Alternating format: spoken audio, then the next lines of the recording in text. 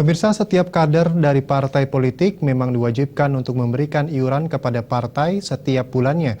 Bahkan iuran bagi kader Partai Keadilan Sejahtera (PKS) mencapai 25 juta rupiah setiap bulannya.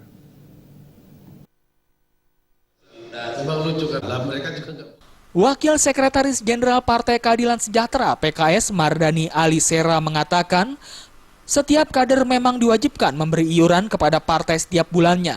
Menurutnya di PKS iuran wajib disebut infak dan dikenakan bervariasi tergantung dari nilai pendapatan.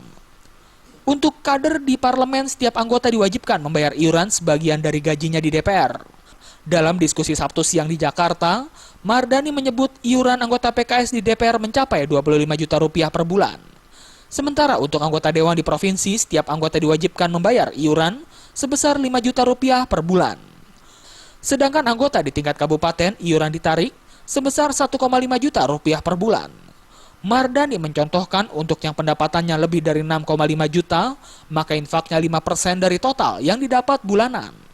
Mardani mengatakan, potongan pendapatan para kader digunakan untuk memenuhi berbagai kebutuhan dan kegiatan partai seperti biaya listrik, uang makan, dan transportasi yang besarannya mencapai 1,1 miliar rupiah per tahun. Sementara itu, juru bicara Poros Muda Partai Golkar Andi Haryanto Sinulinga mengaku biaya operasional di partainya mencapai 2 kali lipat. Misalnya biaya listrik yang mencapai 400 juta rupiah. Oleh karena itu jumlah iuran per kader juga lebih besar. Menurut Andi, semestinya partai politik diperkuat melalui pembiayaan negara. Sementara negara hanya membayar Rp108 per suara yang diperoleh dalam pemilihan legislatif.